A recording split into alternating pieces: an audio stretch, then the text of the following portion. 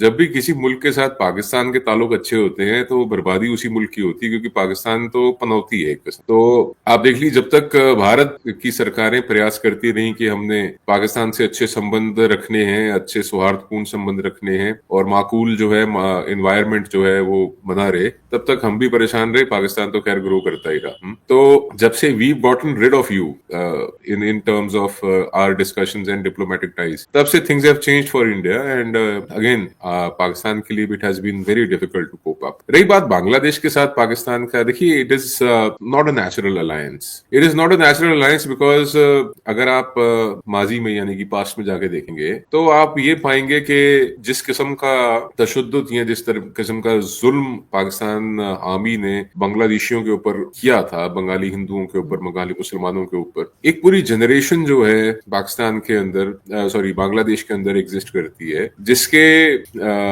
आप ये मान के चलिए कि जिनकी पेरेंटेज जो है वो पाकिस्तान आर्मी की है, बिकॉज इतनी ब्रूटैलिटी के साथ वहां पे रेप और मर्डर हुए थे, रेप महिलाओं के और मर्डर मेन के। तो ये एक पूरी जनरेशन है वहां पे विच एग्जिस्ट्स।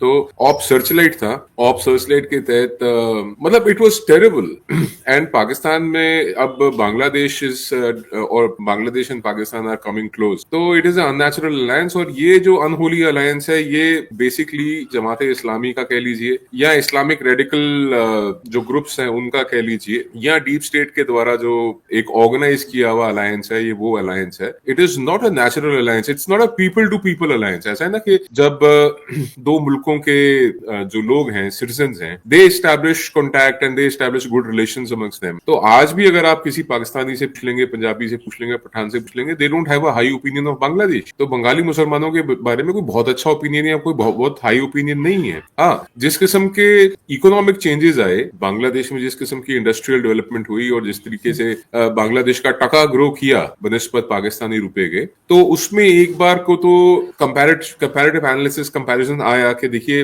बांग्लादेश पाकिस्तान से अलग होके वो ईस्ट पाकिस्तान ना रह के बांग्लादेश बनने के बाद ग्रो किया, और ये इसकी एग्जांपल्स कई बार दिए गए। बट उस चीज को लेके कोई बहुत खुशी का माहौल नहीं था पाकिस्तान के अंदर। People not very happy with the growth of Bangladesh. तो again coming back to the unnatural unholy alliance, और ये अनहोली अलायंस उनका है, जिहादियों का, जमात इस्लामी का, या उन लोगों का जिन्होंने मजहबी नफरत जो है वो फैलानी है। और उसी का कारण है कि आप बांग्लादेश के अंदर जो हिंदू जेनोसाइड हो रहा है, जिसको लेके बहुत से इंटरनेशनल कम्युनिटीज के अंदर अब आवाज आनी शुरू हुई है। जैसे ट्रंप ने भी बोला है, डोनाल्ड ट्रंप ने, इस प्रेसिडेंट इलेक्ट यूएस, तो तुलसी गबार्ड ने बोला है, और आने वाले वक्त में आप देखेंगे कि जो एफबीआई के चीफ हैं, he is also of Indian origin. हालांकि मैं ये बिलीव करता हूं कि उनके पॉलिसीज में और थॉट के एपिसेंटर में हमेशा यूएस का इंटरेस्ट सुप्रीम रहेगा, but when it comes to the great game they will want a lot of international migraine, if I may, not to exist. जो इंटरनेशनल सिदर्द है वो इट विल चेंज। आप पाकिस्तान को तो आप कह रहे हैं कि बांग्लादेश में जो थे लोग, या पहले 71 की भी अगर आप बात करें, या 71 से पहले भी, तो बांग्लादेश के लोगों के साथ अच्छे टर्म्स नहीं रहे। लेकिन भारत भी कोई खास अप्रिशिएट नहीं करता रहा है। वहां पर जो बांग्लादेश से लोग आपके यहाँ लीगल तरीके से गए, उनको भी निकल जाने का कहा गया, और आपके टर्म्स भी बहुत शानदार नहीं रहे। कुछ साल जरूर शेख हसीना के टाइम में कहा जा सकता है, लेकिन अब एक बार फिर भारत के साथ टर्म्स जो है वो खराब होते हुए दिखाई दे रहे हैं। अब जरूरी नहीं है कि फिर पाकिस्तान आ जाएगा। मैं पाकिस्तान और बांग्लादेश के बारे में दो बातें, आपके घर में 4 कमरे हों और आपके 4 कमरों में से एक कमरे के ऊपर आके कोई कब्जा कर ले, तो आप उसको उस कमरे में रहने देंगे या उसको निकालने का हर प्रयत्न करेंगे? बताइए, निकालने की कोशिश करेंगे ना। तो ऐसे ही हमारे भारत के हिस्से के अंदर पाकिस्तान जो है वो आके बैठा हुआ है, तो हम उसको पीओके में से धकेल के बाहर निकालने के बिल्कुल सलाह में है और करेंगे। एंड गॉड विलिंग, परमात्मा की कृपा रही तो हम बहुत जल्दी कर देंगे वो। पहली चीज। दूसरी चीज, बांग्लादेशियों की बात कर लीजिए। देखिए, रोहिंग्या बांग्लादेशी उस प्रकार से हैं जिस प्रकार से खेत में बीज हमने डाला हो, खेत हमारा हो, उस खेत को हमने सींचा हो, और उसमें फसल काटने के लिए, या उसमें से जमीन के नीचे से आलू निकालने के लिए, या मूली गाजर निकालने के लिए, या जमीन के ऊपर से कनक काटने के लिए या धान काटने के लिए कोई बाहर से आ जाए, तो ये देश हमने अपने खून से सींचा है। इसके अंदर जो भी टर्मोइल आए, अच्छा वक्त आया, बुरा वक्त आया, ऐसी अपने पिंडे ते हटाया, ठीक। तो अब जब वो वक्त आया है कि हमारा देश एक लेवल पे आ गया है, ग्रो कर गया है, तो वहां पे जो इकोनॉमिक प्रोग्रेस है उसका बेनिफिट, या जो हमारी कंट्री में अभी भी देश में जो लोग गरीब रह गए हैं उनके लिए जो चाहे मेडिकल की फैसिलिटी हो, राशन की फैसिलिटी हो, पेंशन की फैसिलिटी हो, बुढ़ापा पेंशन हो, विधवा पेंशन हो, या तमाम तरीके की डिसेबिलिटी पेंशन हो, या फिर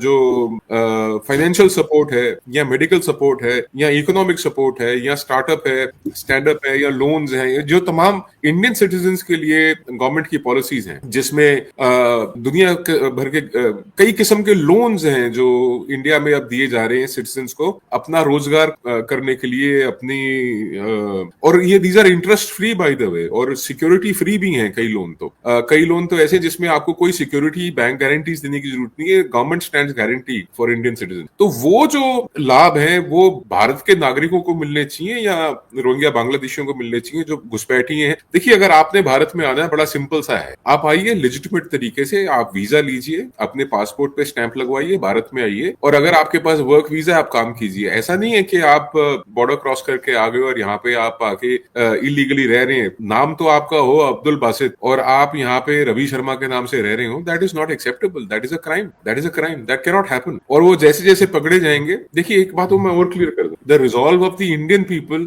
इज वेरी स्ट्रांग। भारत के नागरिकों का रिजॉल्व बहुत स्ट्रांग है, और इस बार मैं समझता हूं कि गवर्नमेंट्स का भी रिजॉल्व बहुत स्ट्रांग है कि चाहे वो 1 लाख हो, चाहे वो 1 करोड़ हो, चाहे वो 5 या 7 करोड़ हो, जितने भी लोग भारत में इलीगली आए हुए हैं उन सबको आइडेंटिफाई किया जाएगा, डिपोर्ट किया जाएगा। हमको क्रिमिनल एलिमेंट्स नहीं चाहिए, हमारे को पैरासाइट्स नहीं चाहिए, हमको वो लोग नहीं चाहिए जो भारत के नागरिकों का हक और उनके हिस्से की जो बेनिफिट्स हैं उनको छीन या उस पे सेंधमारी करें। दैट इज नॉट, किसी भी सूरत में ना वो लोग जिन्होंने हमारे एक हिस्से पे कब्जा कर रखा है, ना हमारे को वो लोग चाहिए, ना हमारे को वो लोग चाहिए जो हमारे देश में जबरन घुसे हुए हैं या इलीगली हमारे देश में। We don't want. बांग्लादेश की जमीन पर आज एक ऐसा तूफान उठ रहा है जो उसके भविष्य को गहरे सवालों में डाल रहा है।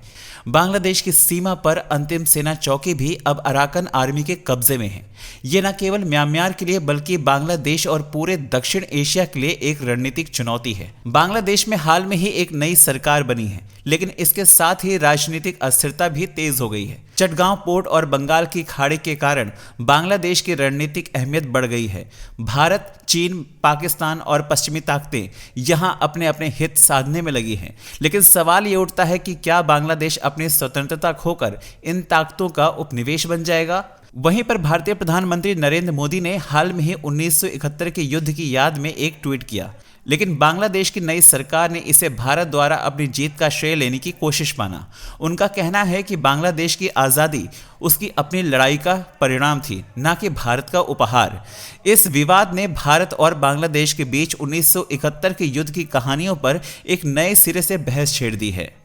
अगर बांग्लादेश की राजनीतिक अस्थिरता बढ़ती रही तो देश के टूटने की आशंका से इनकार नहीं किया जा सकता।